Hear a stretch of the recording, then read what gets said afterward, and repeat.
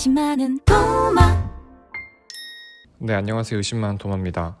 오늘은 이제 퇴직연금 관련된 얘기를 좀 해보려고 하는데요. 그 제목을 이제 당신의 퇴직연금이 그대로인 이유로 잡았습니다. 이게 차차 설명을 좀 드릴 건데요. 일단 먼저 퇴직연금 제도에 대해서 좀 말씀을 드리려고 하는데, 그러니까 연금이 3층으로 돼 있는데 1층이 국민연금이고 2층이 퇴직연금, 3층이 개인연금 이렇게 돼 있습니다. 직장에서 일을 할 때마다 계속 쌓이는 그 퇴직금이 퇴직연금이라고 하고 전체 3층 중에서 2층 보장에 해당합니다. 근데 이 퇴직연금이 크게 두 가지로 나눠 있어요. 첫 번째가 DB형, 두 번째가 DC형 이렇게 나눠져 있는데요. 이게 조금 어려울 수 있는데 그냥 쉽게 생각하면 이런 겁니다. 가장 큰 차이는 퇴직금을 누가 운용하는가 여부예요. 만약에 회사가 나 대신 운영한다 그럼 DB형이라고 하고요. 근로자가 직접 운용하면 DC형이라고 합니다. 그래서 이제 DB형 같은 경우는 최종 3개월의 평균 임금 곱하기 근속연수 이렇게 결정되다 보니까 연봉을 많이 받는 사람들이 유리하겠죠. 최종 3개월 평균 임금이 굉장히 높을 테니까. 그래서 임금 상승률이 높을 때 유리하고요. DC형 같은 경우는 내가 직접 운용하는 거다 보니까 내가 잘 운용할수록 더 유리합니다. 그리고 이제 뭐 DB형 같은 경우는 DC형으로 이렇게 변경이 가능한데 DC형 같은 경우는 이렇게 DB형으로 불가능합니다. 이런 차이가 좀 있고요. 근데 이제 문제는 그런 거죠. 퇴직연금이 연금에서 2층 보장에 해당하다 보니까 회사를 다니는 사람들은 거의 대부분 이렇게 자동적으로 적립이 되는데 이게 물가를 못 따라가는 겁니다. 증권사나 뭐 은행이나 증권사나 보험사가 운용을 하면서 수수료는 굉장히 많이 가져가는데 수익률은 떨어지니까 근로자들뿐만 아니라 국가 입장에서 이게 손해인 거죠. 왜냐하면 퇴직연금이 잘 적립이 돼야 국민연금에서도 좀 부담이 덜한데 퇴직연금이 잘 안 쌓이면은 근로자들이 노후 대비를 하기가 굉장히 어려워지는 거죠. 그래서 이런 기사들이 되게 많이 나오고 있습니다. 지금 보면은 물가 상승률보다 더 낮게 수익률이 나왔다라고 이야기를 하잖아요. 그러니까 자세하게 왜 그럴까 생각해보면 가장 큰 원인은 초저위험 등급을 선택했기 때문이라고 얘기를 하거든요. 그러니까 진짜 안전한 예금 같은 데다가만 넣어두는 거죠. 근데 이게 사람들이 예금을 좋아해서라기보다는 제가 봤을 때 일단 퇴직연금을 어떻게 운용해야 될지도 모르고 관심도 잘 없어요. 그러니까 일하기 바쁘니까. 그래서 입사한 지 10년, 15년이 됐는데도 그냥 알아서 잘 굴러가겠거니 하고 있는 거죠. 왜냐하면 원금이 없어지진 않으니까. 그런 것 때문에 잘 불어나질 않는 겁니다. 제가 이전 영상에서도 말씀드렸지만 물가는 오르는데 물가가 오르는 만큼 못 따라가면 사실은 내 원금이 줄어드는 거거든요. 그래서 이거는 이제 제 친구 건데요. 제 친구가 이제 입사한 지 한 7년 정도 됐는데 지금 보면은 투입한 금액이 2,268만 원인데 늘어난 금액이 2,462만 원입니다. 연평균 수익률은 1.6%. 그러면 7년간 요렇게 늘었어요. 한 194만 원이 증가를 한 겁니다. 연평균 수익률은 1.65%고 근데 그 기간 동안에 물가 상승의 2.5%를 적용하면 사실은 2,268만 원이 2,695만 원이 되어야 그나마 물가라도 따라간 겁니다. 근데 늘어난 금액이 사실 마땅히 늘어났어야 할 금액에서 한 230만 원 정도가 빠지는 겁니다. 물가를 그만큼 못 따라갔다는 얘기고 손해라는 얘기죠. 그러면 퇴직연금 관련해서는 어떻게 설정하는 게 좋을까? 이걸 좀 말씀을 드리려고 하는데요. 2024년 10월에 어떤 제도가 실시가 됐냐면 퇴직연금 실물 이전 서비스가 실시가 됐습니다. 이게 그러니까 쉽게 얘기하면 이런 겁니다. 은행, 보험, 증권 이 세 개의 금융사들이 전부 다 퇴직연금을 운용할 수 있거든요. 근데 요 은행이나 보험사 같은 경우에는 원리금 보장형이 되게 많고요. 펀드 위주가 좀 많습니다. 근데 증권사 같은 경우에는 물론 이제 뭐 원리금 보장형, 펀드 이런 것도 다 있지만 ETF가 굉장히 활발하게 잘 돼 있거든요. 그래서 이렇게 쭉 증권사로 옮길 수 있게 됐어요. 근데 옛날에도 옮기지 못했던 건 아니었거든요. 근데 옮기려면 어떻게 해야 됐냐면은 현금화를 먼저 시킨 다음에 그 다음에 새로 개설해야 됐어요. 그러려면 되게 불편하잖아요. 그래서 현금화 없이 실물 이전, 그러니까 신청만 하면은 웬만하면은 그대로 옮겨주는 그런 서비스가 시작이 된 겁니다. 그러면 은행이나 보험사에서 증권사로 옮기는 게 굉장히 편하겠죠. 저는 개인적으로 이렇게 퇴직연금을 운용하는 굉장히 좋은 방식이라고 생각을 하거든요. 그 이유를 좀 말씀을 드리겠습니다. 일단 이런 게 있어요. 원리금 보장형이라고 해서 원금을 최대한 보장하는 원금에 이제 이자가 붙는 그런 형태인 거죠.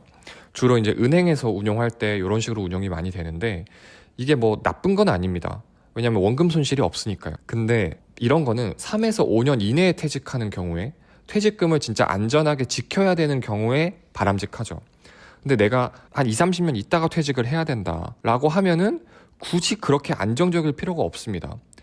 안정적이란 얘기는 거꾸로 뒤집어 생각하면은 수익이 안 난다는 얘기이기도 하거든요. 그러니까 변동성이 어느 정도 있어야 수익이 나는 거예요. 그래서 만약에 내가 퇴직이 뭐 10년이든 20년이든 많이 남았다.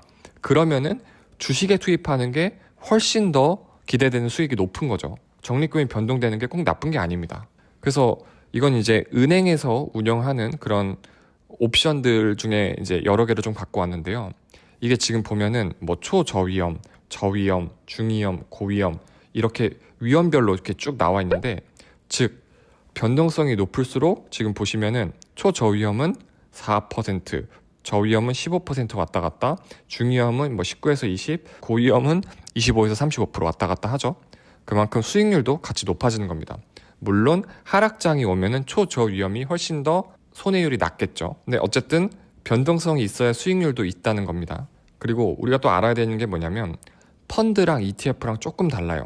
이거는 뭐 자세하게 얘기할 건 아니지만 펀드 같은 경우는 가장 이제 큰 차이가 사람이 운영합니다. 펀드 매니저가 운영을 하다 보니까 운영 보수가 좀 있어요. ETF 같은 경우는 물론 이제 이것도 사람 손을 아예 안 거친다고 보기는 어렵지만 내가 직접 매수한 주식시장에 상장된 펀드라고 보면 되거든요. 뭐 예를 들어서 S&P 500이나 나스닥 같은 그런 이제 주식시장에 상장된 펀드를 ETF라고 합니다. 그래서 둘 다 어쨌든 투자 상품이라는 건 동일하지만 펀드 같은 경우는 펀드 매니저가 운영하는 거고 ETF는 내가 좀 더 주도적으로 운영하는 거다라고 생각하시면 간단합니다. 그래서 펀드 같은 경우는 이렇게 되게 이름이 길어요. 이름이 복잡하고 길고요. 반면에 ETF 같은 경우는 이름들이 짧습니다. 좀 간단한 편이고요.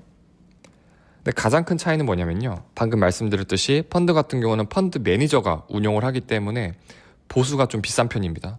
뭐 원금의 1% 정도 되죠. 나는 뭐 신경 쓰기 좀 귀찮고 그냥 펀드 매니저한테 맡길래 라고 하셔도 괜찮습니다. 만약에 ETF가 펀드에 비해서 수익률이 많이 떨어진다고 하면은 그 방법을 저도 추천드리겠는데요. 제가 봤을 때 ETF, 특히 S&P 500이나 나스닥 같은 그런 ETF들이 펀드 매니저들이 운영하는 액티브 펀드보다 수익률이 높은 경우가 훨씬 많습니다. 그래서 지금 보시면 뭐 S&P 500, 뭐 각 운용사별로 이렇게 갖고 왔는데요. 이게 이제 타이거는 미래에셋, 코덱스는 삼성, 에이스는 한국투자, 라이즈는 KB 뭐 이런 식으로 그 요 앞에 붙은 것들은 운용사별 이름이라고 보시면 됩니다.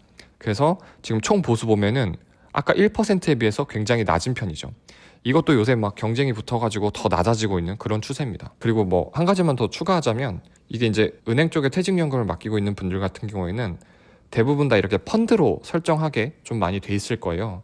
근데 이게 물론 이제 은행마다 좀 다르긴 한데 퇴직연금 담당자에게 전화를 하면 ETF로 바꿀 수가 있습니다. 그렇게 해서 운용보수가 낮은 ETF로 운용을 하면은 훨씬 더 효율적으로 퇴직연금을 잘 관리할 수 있는 거죠. 그래서 뭐 타이거 나스닥 100이라던가 코덱스 S&P 500 이런 거 보면은 뭐 지난 10년, 5년 이런 거 봐도 꾸준히 올라가죠. 물론 하락장이 없는 건 아닙니다.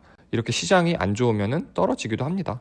근데 어쨌거나 어느 정도의 시간이 있다면 변동성은 꼭 나쁜 게 아니라 오히려 수익을 낼 수 있는 좋은 기회인 거죠. 그리고 이제 한 가지 더 말씀을 드릴 게 뭐냐면요. 퇴직연금이나 IRP 같은 경우는 근로자들의 노후자금이다 보니까 좀 안정적으로 운영돼야 될 필요성이 있잖아요.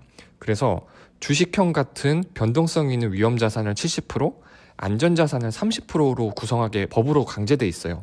그래서 내가 원튼 원치 않든 30%는 뭐 예금형이라던가 채권형이라던가 그런 것처럼 되게 안전한 데 넣어놔야 됩니다. 뭐 만약에 내가 퇴직이 진짜 얼마 안 남았다 그러면 오히려 30%보다 더 많이 안전자산을 늘려야겠지만 내가 지금 20대 혹은 30대다 그러면은 사실 이 안전자산의 비중이 높을수록 수익률은 떨어질 수밖에 없거든요. 그러면 어떤 방법이 있냐, 요렇게 30%를 그대로 예금형이나 채권형으로 넣는 게 아니라 채권 혼합 ETF처럼 여기 요 안에서 한 30% 정도를 주식으로 이렇게 넣을 수 있습니다. 그럼 최종적으로 위험자산 70% 그리고 여기 주식 9% 해서 79%를 주식으로 구성할 수가 있는 거죠. 그러면은 기존 70%에 비해서 한 9% 정도 더 주식을 넣을 수 있으니까 그에 비례해서 최종적인 수익률도 올라가겠죠. 이것도 뭐 하나의 꿀팁입니다. 그리고 이제 꼭 S&P 500 채권 혼합 ETF만 넣을 필요는 없고요. 여러 가지 옵션들이 있습니다. 이거는 실제로 인터넷에서 본 자료랑 그다음에 제 지인이 얘기한 내용을 좀 제가 허락을 받고 따왔는데요. 그 어떤 분이 이제 퇴직연금을 이렇게 운영하고 있는데 괜찮냐? 보시면 여기 지금 해외 쪽으로 몰빵했는데 라고 말씀을 하고 계시죠.